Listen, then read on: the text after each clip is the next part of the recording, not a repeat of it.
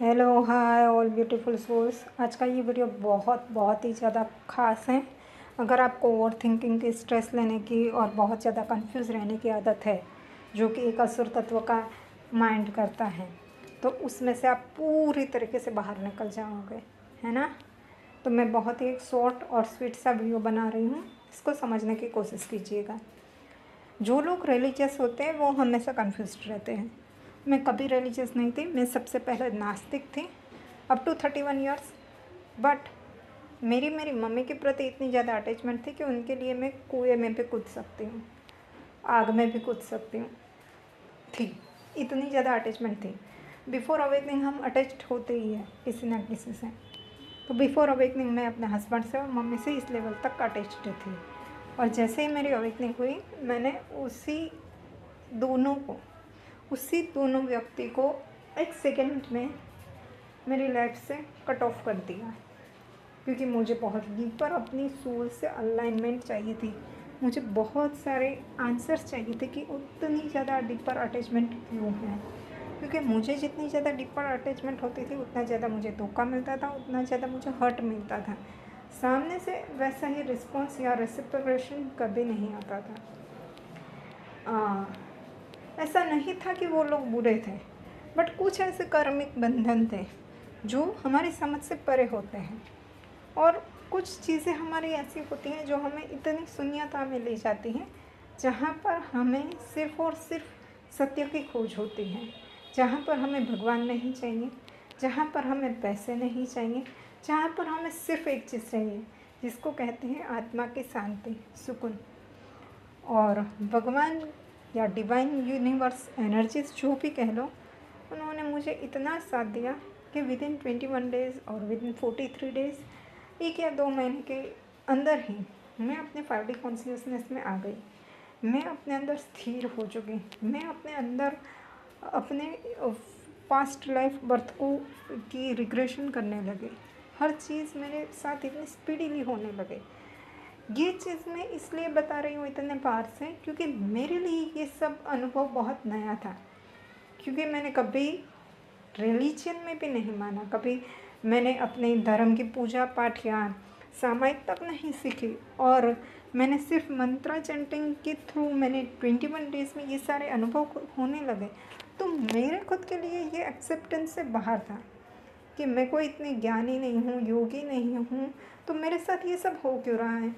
But इसी चीज़ को एक स्पिरिचुअल हीलर ने बहुत गलत तरीके से लिया। उसने ये मेरे बारे में इतना ज़्यादा पोस्ट लिख दी कि इसे स्पिरिचुअल ईगो है, ये है, वो है।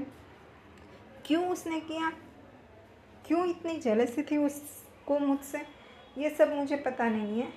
बट उन्होंने जो किया वो सच में घृणा के पात्र है, डिस्कस्टिंग है। वो एक लड़की ही है और उनका नेम नंबर 16 पर आता है, और कहते हैं कि 13, 14, 16 और 19 जो कार्मिक बंधन के नंबर हैं, वो कार्मिक हमेशा गलत ही होते हैं। और ये मैंने मेरी लाइफ में एक्सपीरियंस किया है कि मेरी लाइफ में जो भी 13, 14, 16 और 19 नंबर के लोग थे वही गलत थे, मैं कभी भी गलत नहीं थी। हाँ, मैं कभी कभी ज़्यादा स्टबन हो जाती हूँ मेरे प्रिंसिपल्स को लेकर, तो ऐसा होना चाहिए, क्योंकि हर एक के जीवन में अपने कुछ सिद्धांत होते हैं। उस सिद्धांत को तोड़कर, अपनी उस बाउंड्री को तोड़कर वो कभी किसी को, अपने आप को, खुद को भी परमिशन नहीं देता है उस बाउंड्रीज को तोड़ने की। उसमें कुछ गलत नहीं है, क्योंकि आपकी आत्मा ने कुछ सिद्धांत बनाए होंगे, तो वो कुछ अनुभवों से, कुछ समझ से ही बनाए होंगे। मैंने जो भी सीखा, ना ही वो मेरी परवरिश से था, ना ही वो किसी डर की वजह से था। वो बाउंड्रीज मैंने बनाई थी, उसका रीज़न कहीं ना कहीं मेरी सोल में एक समझ थी, एक मैच्योरिटी थी। और उसी समझदारी ने मुझे सबसे ज़्यादा रुलाया, सबसे ज़्यादा तकलीफ़ दी, सबसे ज़्यादा पेन दिया, सबसे ज़्यादा सफरिंग दी। और उसी समझदारी की वजह से आज मैं मैच्योरिटी के उस स्टेज पर हूँ जहाँ पर मुझे, मेरे पास कुछ हो या ना हो, बिल्कुल ज़ीरो पर भी, बिल्कुल शून्यता पर भी, spiritually, emotionally, mentally, physically, materially, monetary, है ना, पैसों के हर जगह पर ज़ीरो होने के बावजूद भी जो सोल सेटिस्फेक्शन है वो 100% है, वो स्थिर है। उस चीज़ के लिए मुझे अपने आप से गर्व है, अपने आप पे गर्व है। ठीक है, यहाँ पर मैं अपनी बढ़ाई करने के लिए नहीं कर रही हूँ, बट उस स्पिरिचुअल हीलर को ज़रूर से समझाना सुनाना चाहती हूँ कि किसी के बारे में भी, किसी इतने प्योर सोल के बारे में जजमेंटल हो जाना ये बहुत गलत चीज़ है। अगर किसी ऐसे सोल ने कोई गलती कर दी है जिसकी वजह से आपको किसी जन्म में कोई भी प्रॉब्लम हुई थी, तो उसके लिए वो सोल आपकी माफ़ी मांगना चाहती होगी, तभी इस जन्म में वो आपके संपर्क में आई होगी। ओके, जो भी है, बट उनको मैं ज़रा सा भी अब पसंद नहीं करती हूँ, और उनको मैं माफ़ तभी कर सकती हूँ जब वो मुझे 3D में फेस टू फेस वो मेरी माफ़ी मांगे, क्योंकि मैंने कभी उनके लिए कभी कोई गलत सोच नहीं रखी थी, बट अब रखने लगी हूँ। मैं कभी इतनी बिटर नहीं थी, बट अब हो गई हूँ, और नहीं रह पाऊँगी ज़्यादा टाइम तक, क्योंकि बिटर रहना ये मेरा स्वभाव ही नहीं है। देखिए, यहाँ पर हम आते हैं मेन टॉपिक पर। इस पृथ्वी पर कहीं पर भी कोई भी नॉन वेजिटेरियन नहीं था। यहाँ पर मैं हिंदू मुसलमान ऐसी कोई बात नहीं कर रही हूँ। बहुत ध्यान से सुनिएगा, समझिएगा, इसको समझने की कोशिश कीजिएगा। एक कपल जिसका नाम था दारुक और दारुका, जो पाताल लोक से बिलीव करते थे, और ये माइथोलॉजिकल स्टोरी होने के बावजूद भी ये सत्य है, क्योंकि कुछ ऐसी चीज़ें हैं जो आपकी अंतरात्मा एक्सेप्ट कर लेती है, सिर्फ वही ट्रूथ होता है।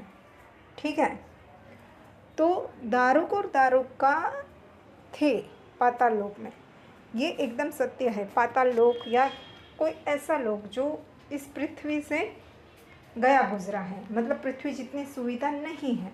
पृथ्वी पर ग्रीनरी थी पहले बहुत ज़्यादा, सतयुग के टाइम तो बहुत ज़्यादा ग्रीनरी थी, बहुत ज़्यादा फैसिलिटीज़ थी, वो सारी चीज़ें, पशुधन था, वो सारी चीज़ें नहीं हैं। ऐसे किसी लोक में जहाँ पर जिन लोगों ने बहुत ज़्यादा पाप किए होंगे तभी उनको वहाँ पर जन्म मिलता है, ऐसे किसी लोक से दारुक और दारुका करके जो राक्षस और राक्षसी थे, तो उस वो राक्षसी जो दारुका थी वो बहुत ही ज़्यादा पतिव्रता थी, और जो पतिव्रता नारी होती है अगर वो कोई तप करती हैं तो भगवान को उनको मनचाहा वरदान देना ही पड़ता है, वो बाध्य हो जाते हैं। उसी रूल्स को अब ब्रेक डाउन कर रहे हैं, उसी रूल्स को अब गॉड गॉडेसेस भी बिना सोचे समझे कोई वरदान नहीं देंगे, और ऐसे वरदान ही नहीं देंगे और इस तरीके से बाध्य नहीं रहेंगे। ये लॉस अब स्पिरिट वर्ल्ड में भी आ चुका है। तो अगर किसी के इंटेंशन अच्छे नहीं हैं तो उनको कहीं और जाने की परमिशन नहीं मिलेगी, वीज़ा नहीं मिलेंगे, ये कह सकते हैं, है ना। तो कोई किसी लोक से पृथ्वी लोक में नहीं आ सकता है, और कोई पृथ्वी लोक से कहीं और नहीं जा सकता है, क्योंकि इसकी वजह से डिवाइन एनर्जीज़ को बहुत ही ज़्यादा हर प्लैनेट को, जैसे पृथ्वी हो गई, जैसे मंगल हो गया, हर प्लैनेट को संभालने के लिए बहुत ज़्यादा एनर्जीज लगती हैं। जब एक प्लैनेट के लोग दूसरे प्लैनेट में जाने लगते हैं तो केओस बढ़ जाता है। तो अब डिवाइन एनर्जीज ऐसा कोई काम नहीं करेगी जिससे उनको जाकर आगे ट्रबल हो। ठीक है, तो सिर्फ पतिव्रता होने की वजह से तुम्हें कोई भी वरदान मिल जाएगा, ये सारी चीज़ें हैं ना, दिमाग से निकाल दो, आप चाहे कहीं पर भी हो। ठीक है, पर क्योंकि वो बहुत पतिव्रता सती नारी थी तो महाकाली माँ ने उनको वरदान दिया कि तुझे जो चाहिए वो मांग। ये महाकाली माँ की गलती थी, और ये एकदम सत्य चीज़ है, मेरे सोल के एक्सपीरियंस से मैं कह रही हूँ। और फिर दारुका ने पृथ्वी पर आने का और पृथ्वी पर रहने का वरदान मांग लिया। यहाँ तक बातें ठीक थी, पर यहाँ पर बातें समझने की ये ज़रूरत है कि दारूका ने यहाँ पर रहने के लिए, अपना अड्डा जमाने के लिए, अपने पूरे कबीले को जमाने के लिए इतना ज़्यादा पॉलिटिक्स खेला, इतना ज़्यादा प्रपंच किया, अपने भक्ति को बढ़ाती गई, महाकाली माँ से हमेशा वरदान लेती रही, हमेशा शक्ति लेती रही, और उसने एक ऐसी कम्युनिटी की रचना कर दी जिसको वैदिक परंपराओं के बारे में, वैदिक ऐसे तप करने के बारे में कोई ज्ञान ही नहीं है। उन्होंने एक ऐसी कम्युनिटी, एक ऐसे रिलीजियस की स्थापना कर दी। दारूक और दारूका ने, खास करके दारूका का दिमाग इतना शार्प चलता था कि उन्होंने फिर मुसलमान कम्युनिटी को बनाया। एक्चुअल में कोई मुसलमान थे ही नहीं, ठीक है। तो उन्होंने क्या किया कि ऐसी कम्युनिटी को बनाया जिसको कोई भी वैदिक परंपरा नहीं पता है, जो महाकाली माँ को मैनिपुलेट नहीं कर सकती है। दारूका आज की डेट में भी पृथ्वी पर है। हमें इस पृथ्वी पर से ना हिंदू को हटाना है, ना मुसलमान को हटाना है, ना क्रिश्चियन को हटाना है। हमें सिर्फ 2 इंसान को हटाना है, और वो है दारूक और दारूका। बट प्रॉब्लम कहाँ आ रही है कि हम पहचान नहीं पा रहे हैं। लोगों को ये लगता है कि दारूका रक्त बीज की तरह पसर कर हर मुसलमान में बसती है या बसता है, दारूक और दारूका। बट ये बिल्कुल ही गलत धारणा है। एक भी मुसलमान दारूका नहीं है। दारूक और दारूका किसी ऐसी कम्युनिटी का हिस्सा है जो मैं आपको रिवील नहीं कर सकती हूँ, क्योंकि मैं भी 100% श्योर नहीं हूँ। बट मैं इस चीज़ के लिए 100 नहीं 1000% श्योर हूँ कि दारूक और दारूका मुसलमान नहीं है। और दारूक और दारूका ने इतनी ज़्यादा गंदी माइंड गेम खेली है, जिसमें सबसे ज़्यादा जो तकलीफ़ में है, सबसे ज़्यादा ट्रबल जिसको हो रही है, वो मुसलमान कम्युनिटी है। जिसको फंसा दिया वो मुसलमान कम्युनिटी है, क्योंकि दारूक और दारूका ने उस चीज़ का, जो सारे हिडन कोड्स होते हैं ना, भगवान से अपनी बात मनवाने के और इस ट्रैप से बाहर निकालने के, वो सारी चीज़ों का नॉलेज दारूका को है। वैदिक ज्ञान है दारूका को, मगर किसी भी मुसलमान को ये वैदिक ज्ञान नहीं है। तो दारूका ने एक ऐसी कम्युनिटी बनाई जहाँ पर जिस कम्युनिटी को ज़रा सा भी वैदिक नॉलेज नहीं है, प्राचीन परंपराओं का नॉलेज नहीं है, तपस्या का नॉलेज नहीं है, जहाँ पर वो महाकाल या महाकाली को कैसे अपने मन चाहा चीज़ करवा सके, उस चीज़ का नॉलेज नहीं है, ऐसी कम्युनिटी को उन्होंने उत्पन्न कर दिया। और उस कम्युनिटी के द्वारा दारूक और दारूका वो सब अय्यासियाँ कर रहे हैं, जो अय्यासियाँ वो करना चाहते हैं, बट वो यूज़ करते हैं इन लोगों की बॉडी को। दारूका इतनी ज़्यादा प्रवीण और निपुण हैं अपनी सोल को एक्सचेंज करने में, एनर्जी एक्सचेंज करने में, कि हर चीज़ जो मुसलमान कम्युनिटी या फिर क्रिश्चियन या फिर जो भी लोग नॉनवेज खाते हैं, वो सारे आ गए, हिंदू भी खाते हैं आजकल। तो वो कब किस तरीके से उसके साथ होती है आप नहीं समझ पाएंगे। तो कहने का मतलब तात्पर्य ये है कि दारूक और दारूका का पूरा कबीला है, वो एविल जिन एंड एविल स्पिरिट्स का है, और वो आप पर राज कर रही है। आप में से कोई भी मुसलमान गलत नहीं था, ना ही है, बट आपको यूज़ किया जा रहा है। अगर आपको मेरी ये बातें नहीं सच लग रही हैं तो आप खुद ध्यान में जाना सीखिए। मैं नहीं कह रही हूँ कि आप किसी एक रिलीजियस को पर्टिकुलरली मानना सीखिए, बट आप ध्यान में जाना सीखिए।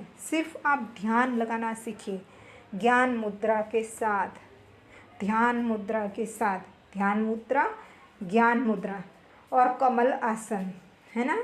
ये 3 चीज़ें इतनी ज़्यादा कारगर हैं, इसमें आप थॉटलेस हो जाते हो। खेचरी मुद्रा किसी गुरु के कंट्रोल में, मतलब गुरु के खेचरी मुद्रा करने से भी आपको ये ज्ञान हो जाएगा, बट खेचरी मुद्रा थोड़ी सी रिस्की है, तो बिना गुरु के नहीं कर सकते, बिना दीक्षा के नहीं कर सकते। जान जाने के भावनाएं भी हैं। मगर ज्ञान मुद्रा, ध्यान मुद्रा और पद्मासन, ये 3 चीज़ें आसानी से एक छोटा बच्चा भी कर सकता है। इतनी ज़्यादा बुरी तरीके से उसने गेम खेली है। दारुका को पता था कि जो पतिव्रता नारी होती है वो दुनिया में कुछ भी मैनिफेस्ट कर सकती है, त्रिलोक में विजयी हो सकती है। इसीलिए उसने मुस्लिम कम्युनिटी में मल्टीपल मैरिजेस का कंसेप्ट डाल दिया। दारुका ने हर चीज़ वो मुस्लिम कम्युनिटी में डाल दी, जिसकी वजह से मुस्लिम कम्युनिटी कभी भी शांति और सुकून को फिर से वापस अपनी लाइफ में एक्सपीरियंस नहीं कर पाएंगी। वो जीते जी और मरने के बाद भी कहीं ना कहीं असुरक्षा और अशांति के भाव से ही जाएगी। तो यह सारा प्रपंच दारुका का है। दारुका कहाँ है, उसे खोजना, उसे यहाँ से निकालना, ये हम सब स्पिरिचुअल लाइट वर्कर का जिम्मा है। इसमें हमें आपकी कोई मदद नहीं चाहिए। मगर दारुका से बचने के लिए आप, दारुका ने जो जो चीज़ें अपने जीवन में अपनाई हैं, है ना, जैसे वो एक पतिव्रता और पत्नीव्रता है, दारुक और दारुका दोनों ही, वो चीज़ें अगर आप अपना लो अपनी लाइफ में, तो दारुका आपको मैनिपुलेट कर पाएगी, आपको एक्सप्लॉइट कर पाएगी, आपका शोषण कर पाएंगे, उसके चांसेस 50% तक ख़त्म हो जाएंगे। ठीक है, बाकी के 50% हम संभालने की कोशिश कर ही रहे हैं और कर लेंगे। तो दारुक और दारुका को और उसके पूरे जो एविल स्पिरिट्स और डार्क स्पिरिट और एविल जिन्स हैं, उनको निकालने की जिम्मेदारी हमारी है, लाइट वर्कर्स की। मगर उसमें सहयोग दे सकते हो जिससे आपकी अपनी लाइफ बहुत ही स्मूथ हो जाए। अगर हो सकता है तो आप पत्नीव्रता और पतिव्रता हो जाइए। और सबसे ज़्यादा लाइफ में शादी से पहले, इश्क से पहले, लव से पहले सेल्फ लव को इम्पोर्टेंस दीजिए। जब आप खुद को प्यार करेंगे और उसके बाद आप किसी और को चुनेंगे तो वो चुनाव सही होगा। वहाँ पर ना ही किसी रिलीजन की बात आती है, ना ही किसी मेडिटेशन की बात आती है। ये सिर्फ़ और सिर्फ इतनी सी बात है, सेल्फ ऑब्सेस्ड नहीं होना है, अपने पीछे पागल नहीं होना है, मगर अपने आप को समझना है, अपने आप को जानना है। सच में मुझे ये जो पसंद है, ये मेरी पसंद है या ये सोसाइटी के द्वारा या किसी और के द्वारा इन्फ्लुएंस्ड होकर मैं किसी चीज़ को पसंद कर रहा हूँ। जैसे बाकी के बच्चे क्लब जा रहे हैं तो मैं भी क्लब जाता हूँ या जाती हूँ। तो ये क्या है, ये किसी और के द्वारा आपको इन्फ्लुएंस्ड किया जा रहा है। ये आपके अंतरात्मा की, आपके सबकॉन्शियस माइंड की डिमांड है ही नहीं। इसलिए आप 2 दिन क्लब जाओगे, तीसरे दिन ही आपको वहाँ जाने के बाद अच्छा महसूस नहीं होगा, सुकून आपका चला जाएगा या सुकून मिलेगा ही नहीं। आप सुकून की खोज में हर गलत काम कर लोगे, बट हर गलत काम के बाद आपको एक ही चीज़ हाथ में आएंगी, चाहे आप शादी कर लो, सेक्स कर लो, गर्लफ्रेंड कर लो, पैसे कमा लो, सब कुछ कर लो, है ना। मगर फिर भी आपको लास्ट में एक ही चीज़ हाथ में आती है, वो है पछतावा, वो है गहरा डिससेटिस्फैक्शन, गहरी सैडनेस। आप अकेले नहीं रह पाते हो, आपको अकेलेपन से डर लगने लगता है, आपको जीन प्रेत भूत से डर लगने लगता है। तो ये क्या हुआ है, आपकी लाइफ फोर्स को खींचा गया है, आपकी आत्मा को किसी गलत चीज़ों से इन्फ्लुएंस्ड किया गया है। ठीक है, और ये सब कर रहे हैं दारुक और दारुका और उसकी कम्युनिटीज़। और ये बिल्कुल सच बात है। अगर आपको ये मेरी बातों पर यकीन नहीं है, आप सिर्फ दिन का 10 और 15 मिनट बिना दारुक दारुका के बारे में सोचें, कुछ भी नहीं सोचते हुए सिर्फ ध्यान मुद्रा में, ज्ञान मुद्रा में बैठ जाइए, स्पाइन को स्ट्रेट रखिए, ज़मीन पर आसन बिछाते हुए बैठ जाइए, आंखें बंद कीजिए और अपनी सांसों पर ध्यान केंद्रित कीजिए। जितने भी विचार आ रहे हैं उसे आने दीजिए, जाने दीजिए। एक दिया अच्छा सा कीजिए, या आप चिराग करते हैं, मुसलमान हैं तो जो भी करते हैं वो कीजिए। और 10-15 मिनट हर रोज़ सिर्फ इतना सा करना है। आपको बैठ जाना है, पानी पीने का एक गिलास सामने रखना है, जो भी थॉट आते हैं उसे आने देने हैं, और उसके लास्ट में 2 मिनट के लिए आप जिसमें भी बिलीव करते हैं, अल्लाह, गॉड, तीर्थंकर, है ना, ब्रह्मा विष्णु महेश, उनका थोड़ा लास्ट में 2 मिनट के लिए ध्यान करना चाहें तो कर सकते हैं, वरना खुद का ध्यान कीजिए, खुद के अंदर के प्रकाश का ध्यान कीजिए, खुद के अंदर के आत्मा का ध्यान कीजिए, खुद को सच में क्या पसंद है क्या नहीं पसंद है उसका ध्यान कीजिए, खुद के अंदर ध्यान कीजिए, ठीक है। और हो सके तो खेचरी मुद्रा को बहुत डीपली नहीं बट धीरे धीरे करना स्टार्ट कीजिए, ठीक है। इससे आप थॉटलेस होना बहुत जल्दी स्टार्ट हो जाएंगे। कोई ज़ोर ज़बरदस्ती मत कीजिएगा। तो ये मुस्लिम कम्युनिटी को बुरी तरीके से फंसाया जा रहा है, टारगेट किया जा रहा है। मुस्लिम लोग, आपको पता नहीं है कि आपको वेपन की तरह यूज़ कर रहे हैं दारू का। और मैं 100% श्योर नहीं हूँ, वरना मैं बता देती कि यही दारू का है। मेरे संपर्क में शायद वो लोग आ चुके हैं और बहुत ज़्यादा रिलीजियस थे, और 2 ऐसे कपल हैं जिसको देखकर मुझे शंका होती है कि ये दारू का हो सकते हैं, बट मैं श्योर नहीं हूँ, तब तक मैं रिवील नहीं करूँगी, पहली बात। और दूसरी बात, जब हम उनको रिवील कर देंगे तो फिर उनको निकालना थोड़ा अनईज़ी हो जाएगा। सबसे पहले मुस्लिम लोग, आप वो बच्चे हैं जिसको वेपन की तरह यूज़ किया जा रहा है, तो आप प्लीज़ खुद को, अपने आप को वेपन की तरह मत यूज़ होने दीजिए। जो भी बहुत ही ज़्यादा अटैचमेंट में होता है, जो भी बहुत ही ज़्यादा इमोशनल होता है, सेंसिटिव होता है, उसको टारगेट बनाना बहुत आसान होता है। तो ज़्यादातर मैंने देखे हैं कि मुस्लिम लोग बहुत ही ज़्यादा सेंसिटिव होते हैं। उसका क्या जेनेटिक रीज़न होगा मुझे नहीं पता है, बट आप इतना ज़्यादा सेंसिटिव या अटैचमेंट वाले मत होइए कि कोई भी आपको टारगेट बनाए और आपको एक्सप्लॉइट करे, आपकी पूरी कम्युनिटी को एक्सप्लॉइट करे और आपको पता भी ना चले, ठीक है। सेकेंड थिंग, जैसे मुस्लिमों को टारगेट बनाया जा रहा है, बिल्कुल वैसे ही भगवान विष्णु को भी टारगेट बनाया गया है, क्योंकि भगवान विष्णु भी अटैचमेंट से जुड़े हुए हैं, क्योंकि भगवान विष्णु भी इल्यूजन में से नहीं बाहर निकल पा रहे हैं। भगवान विष्णु ने कृष्णा के जन्म में जो जन्म लिया, वहाँ पर माँ राधा उनकी प्रेयसी रही थी, मगर माँ राधा माता लक्ष्मी नहीं थी, ठीक है। माँ राधा वो महाकाली माँ का एक सौम्य रूप थी। तो माँ राधा थी वो शक्ति का स्वरूप थी, शक्ति का अंश थी, इसलिए उनकी कृष्णा जी से शादी नहीं हुई, न ही कृष्ण जी से उनके ऐसे कोई भी ताल्लुकात थे जिससे कोई भी उनके सम्मान को आ जाए, ऐसा कुछ नहीं था। उनके अंदर प्योर अनकंडीशनल डिवाइन लव था। तो ये चीज़ें कृष्णा जी को जानते समझते हुए भी अभी भी कृष्णा जी का राधा जी के लिए जो अटैचमेंट है वो ख़त्म नहीं हो रहा है, ये गलत बात है, इसीलिए वो माया में से नहीं निकल पा रहे। दूसरी बात, कृष्णा जी का माता राधा के प्रति जो डिवोशन है वो अद्वितीय है, होना ही चाहिए इतने प्योर डिवाइन सोल के लिए, मगर वो डिवोशन में अपने आप को खो देना है ना, ये गलत बात है। तो क्योंकि माँ राधा खुद में इतनी कैपेबल है कि वो खुद को प्रोटेक्ट कर सकती हैं, चाहे वो पृथ्वी पर बार बार जन्म ले तो भी, और साथ साथ वो पृथ्वीवासियों को भी प्रोटेक्ट कर सकती हैं। तो भगवान कृष्ण को माँ राधा की कोई भी चिंता करने की या उनके लिए लगाव रखने की या उनकी सेफ्टी के लिए ध्यान रखने की इतनी ज़्यादा ज़रूरत नहीं है, ठीक है जी। दूसरी बात, भगवान विष्णु ने अपने लाइफ टाइम में कुछ ऐसी गलतियाँ कर दी जिसकी वजह से सूरज और चंद्र को बहुत ज़्यादा दिक्कत हुई। कैसे?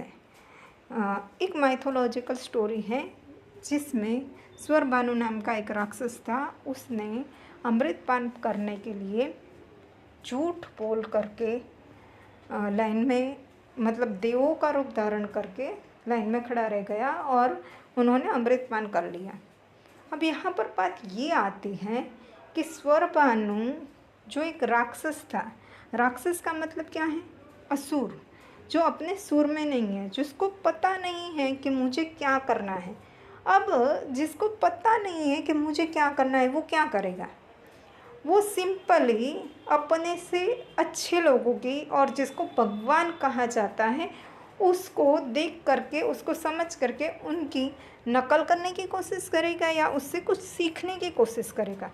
तो स्वरभानु ने क्या देखा कि भगवान विष्णु मोहिनी का रूप धारण करके दानवों को उल्लू बना रहे हैं, दानवों को बेवकूफ़ बना रहे हैं। और लास्ट में शायद जब तक दानवों तक अमृत कलश आए तब तक अमृत ख़त्म भी हो गया हो और उनको ना मिले। तो जो अगर भगवान ही गलत कर रहे हैं तो मैं भी जैसा भगवान कर रहे हैं वैसा करता हूँ। तो वो सिर्फ और सिर्फ भगवान विष्णु को फॉलो कर रहा था।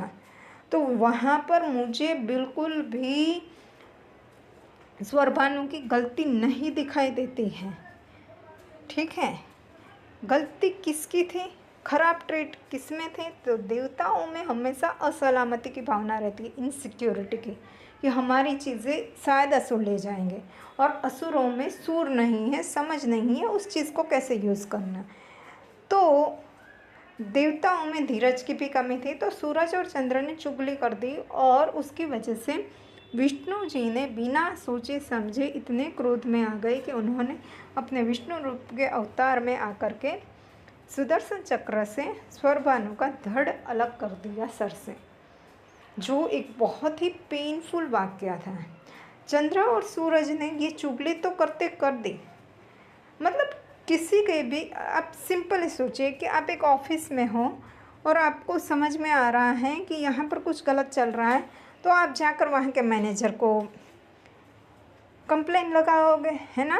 या आप एक स्कूल में हो, मॉनिटर हो, तो आपकी ये जिम्मेदारी बनती है कि कोई बच्चा गलत कर रहा है तो आप जाकर टीचर को जस्ट कंप्लेन लगाओगे। ऐसे में टीचर अगर पीटने भी लगे उस बच्चे को जिसने गलती की है और वो वही गलती की है जो टीचर को उसने करते देखा, तो वहाँ पर गलती किसकी है? मतलब भगवान विष्णु ने जो छलावा किया वही छलावे को कॉपी किया स्वरभानु ने, तो इसमें गलती किसकी है? और उस पर अगर टीचर पीटने भी लगे तो भी उस टीचर को क्रूर कहा जाता है। यहाँ पर भगवान विष्णु ने बिना सोचे समझे पूरा धड़ ही सर से अलग कर दिया, वो भी एक अमृत पान किए हुए व्यक्ति का, जिसको सर धड़ से अलग होने के बाद भी उसके प्राण नहीं गए। कितनी वेदना, सोच कर देखिए।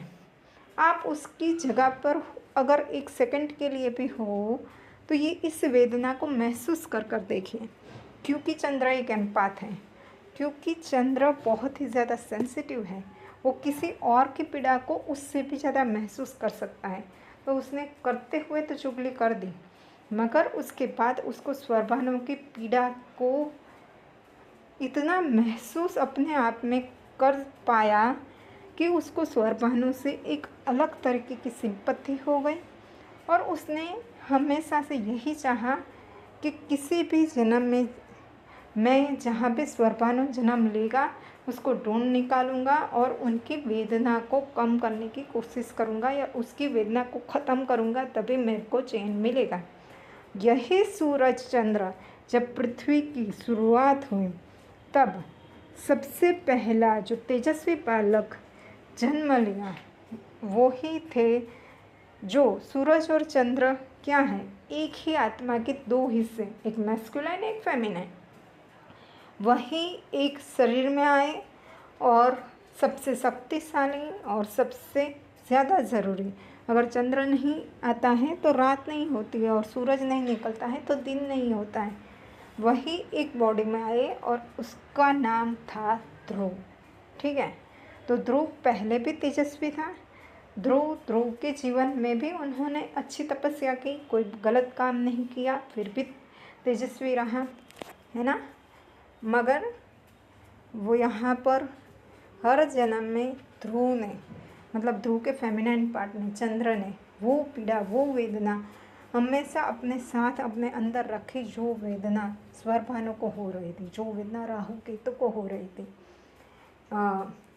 क्योंकि सूरज उसका ही आत्मा का हिस्सा है, तो उसी वेदना का अनुभव सूरज को भी होता रहा। इसीलिए सूरज स्मोकिंग करना, ये वगैरह एडिक्शन या अपने आप को डिस्ट्रैक्ट करने की हर गलत चीज़ें करता रहा। मगर कहने का तात्पर्य ये है कि भगवान विष्णु स्वयं भगवान होने के बावजूद उन्होंने अपने सेंसेस पर कंट्रोल खो दिया, अपने क्रोध पर उन्होंने नियंत्रण नहीं रखा। तो यहाँ पर भगवान विष्णु बार बार जन्म इसलिए ले रहे हैं क्योंकि अभी उनको अपने इंद्रियों पर नियंत्रण सीखना बाकी है। वो बार बार जन्म इसलिए नहीं ले रहे हैं क्योंकि उनको अपने किसी भक्त को बचाना है। ठीक है, तो भगवान विष्णु को भी क्लैरिटी मिल जाए, इसलिए मेरा ये वीडियो है।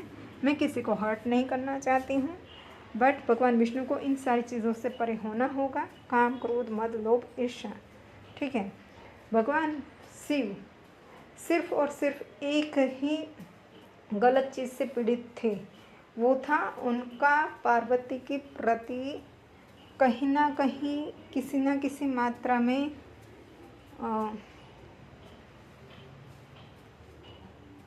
अपनेपन को बाउंड्रीज तोड़ के फील करना है ना, कि मेरी ही पत्नी है ना, मतलब पोजीशन फील करना। तो मेरी ही पत्नी है, मैं जब कहीं जहाँ कहीं पर भी चाहूँ इसके साथ कैसे भी पेश आ सकता हूँ। ये इनकी गलत सोच थी, वो उनसे भी परे हो चुके हैं। अब वो बिना पार्वती जी की आज्ञा के, बिना पार्वती जी से डिस्कशन किए हुए वो कोई भी कार्य नहीं करते हैं जिससे पार्वती जी को आहत हो। तो जो उनकी जो लस्ट की भावना थी, जो उनका एक ही फैक्टर था जहाँ पर वो वीक थे, उन्होंने उस पर भी विजय प्राप्त कर लिए। वो अपने आप में स्थिर हो चुके हैं। उसी तरीके से इस पूरी पृथ्वी को और पूरी ह्यूमन सोसाइटी को, ह्यूमन बींग्स को बैलेंस करना है, यही चंद्र का काम है ना। चंद्र इसलिए बार बार जन्म लेता है क्योंकि चंद्र में वो शालीनता है, चंद्र में वो सम्यता है, चंद्र में वो धीरज है, चंद्र में वो ऑब्जर्वेशन स्किल्स हैं और वो फॉर्मनेस है। कि अगर वो फॉर्मनेस कब रहती है, मक्कमता कब रहती है? मक्कमता तभी रहती है जब आपके अंदर चीज़ों को देखने की धीरज हो। बिना धीरज के कभी कुछ नहीं होता है। ये लेसन चंद्र ने तब से सीख लिया था जब से समुद्र मंथन हुआ था कि मैं कभी इम्पेशेंट नहीं होऊंगा। बट क्योंकि चंद्र ने बहुत सारे जन्म लिए और उसके पहले जन्म से ही, जब से उसको ध्रुव का जन्म मिला, तभी से ही उन्होंने गलत राह चुन ली। उन्होंने विष्णु भक्ति चुनी जबकि उनको चुननी चाहिए थी शिव भक्ति। उनकी माता ने उनको कहा कि विष्णु सबसे बड़े पालनहार हैं, जबकि जन्म से पहले ही चंद्र और सूरज के मन में विष्णु भगवान के प्रति कहीं ना कहीं द्वेष, घृणा या फिर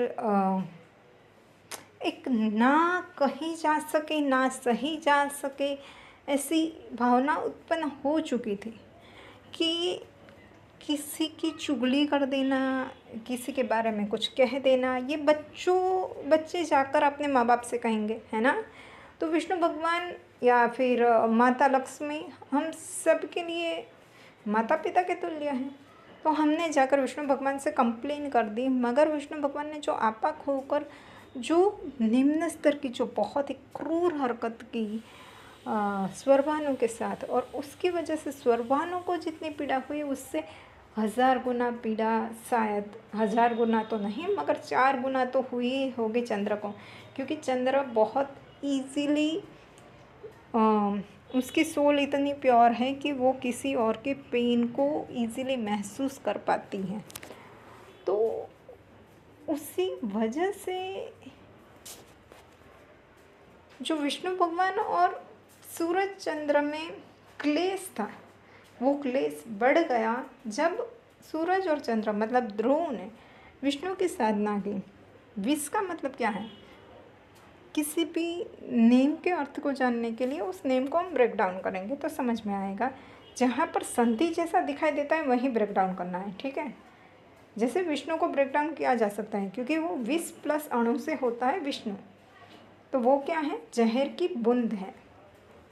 तो विष्णु भगवान की आप भक्ति करोगे तो आप धीरे धीरे स्लो पॉइजन से मरोगे, जहाँ पर आप ना ही मरोगे ना ही जीवोगे, ठीक है। फिर मेरा नाम कोमल है तो उसकी संधि मत अलग कर देना, क्योंकि वो संधि वाला नाम ही नहीं है, उसका प्योर मीनिंग है कोमल मतलब सॉफ्टनेस, है ना। तो मैं हूँ ही चंद्र जैसे, मैं हूँ ही चंद्र, ठीक है। तो कहने का तात्पर्य यहाँ पर ये है कि मेरी कंप्लीट अवेकनिंग नहीं हुई है, पर जितना भी मैं अलाइनमेंट में क्लैरिटी के साथ देख पा रही हूँ, क्लैरिटी के साथ देख पा रही हूँ, वो यही है कि मैंने एक गलती ये करी थी कि स्वरपानु को देखते ही मुझे उसकी पीड़ा को शांत करने के लिए किसी ना किसी तरीके से उनकी लाइफ में एंटर करना था। ये मेरा सबकॉन्शियस माइंड जानता था, बट मेरा कॉन्शियस माइंड नहीं समझ पा रहा था कि ये खिंचाव क्यों इतना ज़्यादा है, क्योंकि उनकी वेदना को मैं कम करना या ख़त्म करना चाहती थी।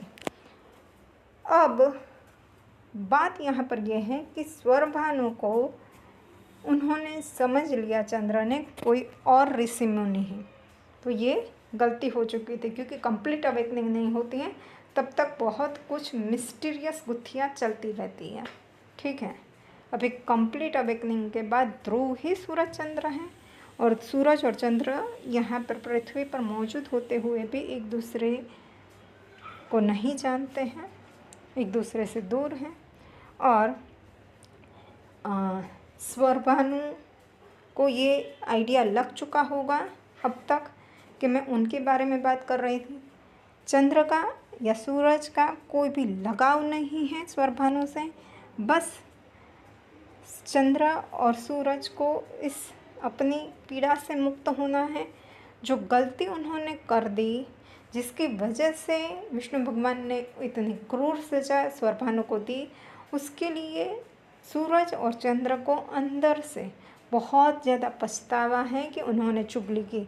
तो उसी अपने पेन को दूर करने के लिए वो स्वरभानु के इस जन्म को सार्थक करने में उनकी सहायता करना चाहते हैं, खुद के पोटेंशियल तक खुद पहुंचना चाहते हैं, स्वरभानु को भी उनके बेस्ट वर्जन बनाना चाहते हैं।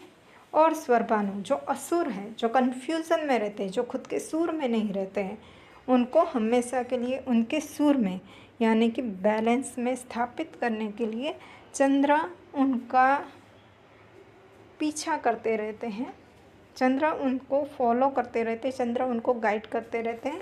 बाकी चंद्र का कोई गलत बर्ताव या गलत भावना उनकी तरफ नहीं है। तो अब स्वरभानु को चंद्र से डरने की कोई ज़रूरत नहीं है, बट क्योंकि चंद्र की कंप्लीट अवेकनिंग नहीं हुई थी, ध्रुवी की कंप्लीट अवेकनिंग नहीं हुई थी, तो उसने एक गलती ये कर दी कि उन्होंने स्वरभानु को पहचानने की बजाय स्वरभानु को कोई ऋषि मुनि समझ लिया, अपने देवता तुल्य, अपने गुरु तुल्य मान लिया, ठीक है। तो स्वरभानु को अब समझ में आ गया होगा। महत्वपूर्ण बात, अगर हम एज एन स्पिरिचुअल न्यूमेरोलॉजिस्ट में देखने जाओ तो स्वरभानु का इस जन्म में जो नाम है वो 15 पर आता है। और अब मैं उनको जब कहूँगी कि 15 पर नाम आता है तो आपके साथ ये पीड़ा जुड़ गई है, क्योंकि आपके साथ डिस्टर्ब्ड एंटिटीज जुड़ गई है, तो ये तो सत्य ही है, क्योंकि उनका राहु और केतु का धड़ और सर्ग अलग हो गया, तब से उनके अंदर जो वेदना है, पीड़ा है, उसकी वजह से उनके अंदर डिस्टर्ब एंटिटीज़, मतलब कि वो वेदना पीड़ा उनके साथ ही है ना। अब जो स्वरभानु है उसका ये मुझे रिप्लाई होगा कि मेरे जैसा नाम तो कितने लोगों का है, वो तो डिस्टर्ब नहीं है। तो देखिए, नाम जो भी हमें मिलता है वो सच में हमें अपनी डेस्टिनी तक पहुंचाने के लिए मिलता है, मगर स्वरभानु जी ने अपने नेम में कुछ ऐसे स्पेलिंग के चेंजेस कर दिए जिसकी वजह से उनको लगता है कि वो बैलेंस में आ जाएंगे, मगर वो बैलेंस में नहीं, इम्बैलेंस में जा चुके हैं।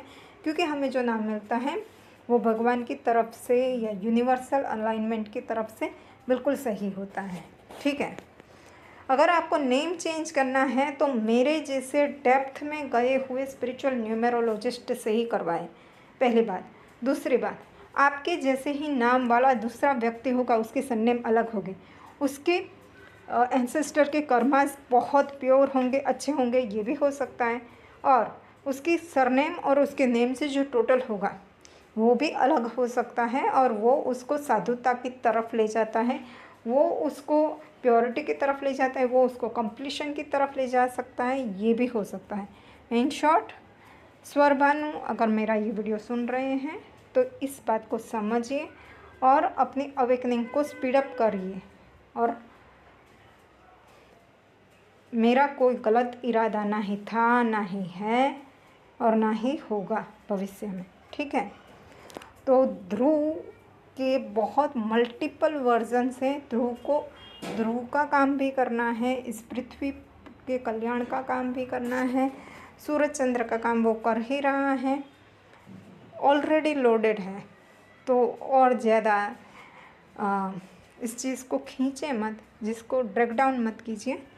बाकी अगर कोई भी ट्रैक डाउन करेगा तो ध्रुव ही अपनी तरफ से अपने अगले कदम में आगे बढ़ जाएगी, क्योंकि अकेले चलने की उसको आदत है। और वो ध्रुव का तो पता नहीं है, पर ध्रुवी ने बहुत डेप्थ में साधनाएं की है पिछले जन्मों में। तो ध्रुवी कभी किसी भी तरीके की परेशानी से डरती नहीं है, और अब जबकि वो हिल्ड है तब तो बिल्कुल नहीं डरती है, ठीक है। तो इसी आशा के साथ कि स्वर भानु जी समझ पाएंगे मेरी बात को। Take care, bye bye.